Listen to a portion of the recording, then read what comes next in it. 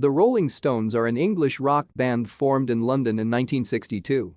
The first stable lineup consisted of bandleader Brian Jones, Mick Jagger, Keith Richards, Bill Wyman, Charlie Watts, and Ian Stewart. Stewart was removed from the official lineup in 1963 but continued to work with the band as a contracted musician until his death in 1985. The band's primary songwriters, Jagger Richards, assumed leadership after Andrew Loog Oldham became the group's manager. Jones left the band less than a month before his death in 1969, having already been replaced by Mick Taylor.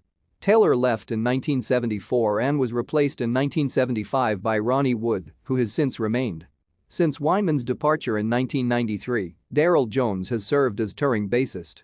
The Stones have not had an official keyboardist since 1963 but have employed several musicians in that role, including Jack Nitzsche, Nicky Hopkins, Billy Preston, Ian McLagan, and Chuck Leavell.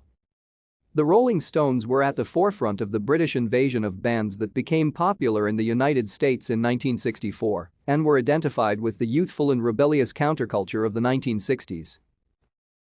Thank you for watching.